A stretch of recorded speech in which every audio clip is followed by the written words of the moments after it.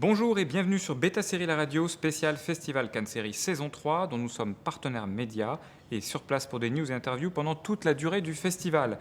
Nous interviewons aujourd'hui le team créatif de la série hors compétition OVNI, présenté hier soir en séance spéciale et qui sera proposée sur Canal+, fin de l'année, début 2021. La date sera précisée ultérieurement. J'ai donc le plaisir d'avoir à côté de moi les scénaristes Martin Douer, Clémence Dargent et le réalisateur Anthony Cordier. Bonjour à vous trois. Bonjour.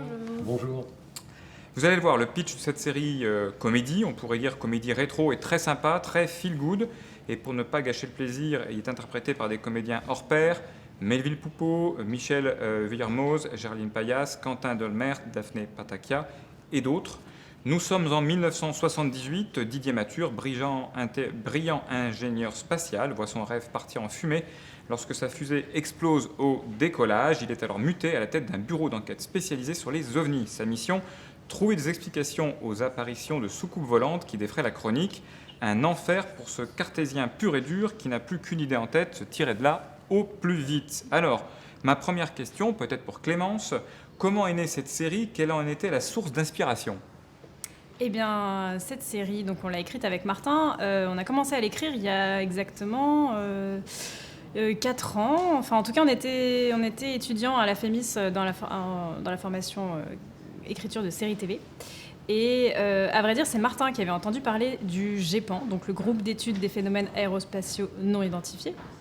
Qui a donc bien existé. Qui est, non seulement a existé, mais existe encore aujourd'hui, mais qui s'appelle plus exactement pareil. Ça s'appelle le groupe d'études et d'informations sur les phénomènes aérospatiaux non identifiés, qui a été créé au sein du CNES, donc le Centre national d'études spatiales à Toulouse, à la fin des années 70. Et voilà, du coup, Martin avait entendu parler de ce sujet, il voulait faire une série là-dessus. Et en fait, moi, j'ai trouvé vraiment l'idée, le concept super intéressant. Enfin, c'était aussi une manière de parler de la France dans ces années-là et de faire une série d'enquêtes un peu décalées sur des ovnis. Et du coup, on a plongé dans des rapports, des anciens rapports du GEPAN. Dans des archives, il y a beaucoup d'archives qu'on a trouvées avec des gens qui racontaient leur rencontre avec un disque volant, un cigare lumineux, enfin vraiment beaucoup de matière. Et on a fini par se rendre compte que c'était vraiment un sujet de comédie génial. On a fini par d'ailleurs aller au GEPAN pour s'imprégner des lieux. Et voilà, on a écrit un pilote.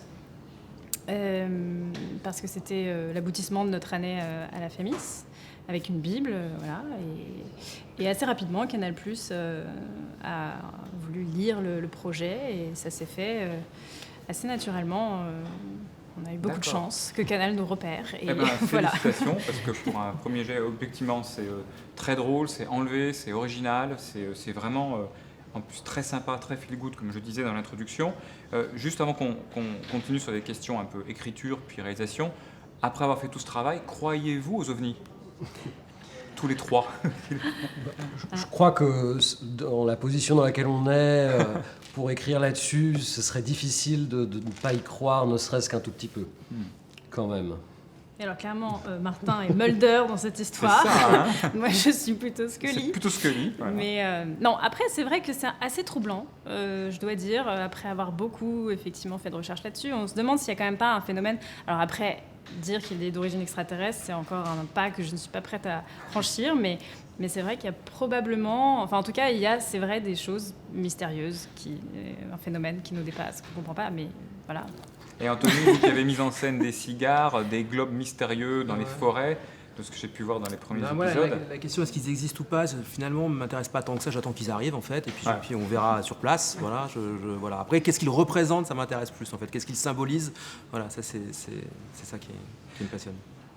Je reviens sur la partie écriture. Comment avez-vous conçu la série? Puisqu'en fait, il y a une intrigue, et il y a différentes storylines, notamment celle des personnages, et surtout celle du personnage principal, Didier, joué par Melville Poupeau, donc qui va, on le sent, probablement évoluer, changer un peu d'avis, peut-être être un peu moins cartésien. Comment avez-vous entrelacé la grande histoire et celle de ces personnages?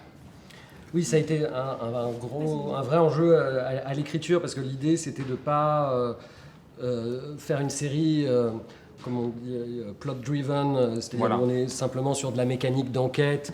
On s'est très vite senti que cette série aurait de l'intérêt si jamais c'était une série de personnages et qu'il fallait faire en sorte que les histoires humaines, les histoires qui développent entre eux, le parcours, le chemin existentiel qu'ils font, devaient être quelque chose dans lequel vraiment, qui soit un vrai moteur en fait, aussi bien pour nous, pour notre plume, que pour l'attention du spectateur, et que ces enquêtes, ces mystères allaient évidemment avoir quand même leur rôle de poser des mystères, de donner des réponses, de créer quelque chose de ludique et d'excitant pour avancer, mais qu'il fallait absolument que ça ne se fasse pas au détriment des histoires des personnages. Et ça a été effectivement une grande préoccupation et un équilibre qui a toujours été difficile difficile en tout cas, oui, sur lequel il fallait être très vigilant pour ne pas que l'une de ces dimensions fasse disparaître l'autre. Et donc effectivement, on a, avec tous les gens qui nous accompagnent à l'écriture, que ce soit Canal+, notre producteur ou le regard d'Anthony, voilà, on a toujours un peu marché sur une crête très très fine pour essayer de tenir en équilibre là-dessus, mais j'espère qu'on y est arrivé. Mais voilà. Et sur la question du mystère aussi, on a essayé parce qu'il y a un plaisir évidemment assez ludique à trouver des explications scientifiques à des observations d'OVNI, et en même temps, si on n'a que ça, évidemment on perd une dimension, on perd toute la dimension du mystère qui est importante aussi et qui nous fait tenir en haleine. Avec les premiers épisodes qu'on a vus, le mystère commence à prendre place, on se dit qu'il y a des choses pas tout à fait normales. Enfin, on ne spoile pas plus, et d'ailleurs il ne faut pas me spoiler moi, de la suite, je vais attendre début 2021. Sur le genre, avec un tel sujet, vous auriez pu faire le choix d'une comédie loufoque une comédie workplace, on peut dire, comme dans Space Force récemment. Et d'ailleurs, vous utilisez à un moment des vrais ressorts tout à fait décalés, comme ce Flamant Rose. Là aussi, c'est un grand moment, mais j'encourage notre audience à aller comprendre pourquoi. En tout cas, l'humour reste plutôt quand même dans la retenue. C'est un humour aussi assez poétique autour de ces années-là, parce que les personnages incarnent beaucoup ces années 80, ce qui est très tendance actuellement. Il y a une autre série, Monique 3615, qui va aussi faire un peu l'actualité sur une autre plateforme qui se passe précisément à ce moment-là. D'ailleurs, on a reconnu un Minitel dans les deux, c'est assez drôle. Évidemment. Comment avez-vous dosé ces différentes tonalités, le côté l'humour, le travail sur l'humour, puis le côté aussi rétro, ces années-là, ce regard sur ces années-là, et du coup, quel est le genre que vous visez en écrivant une telle série ? C'était une grande question, justement, le genre.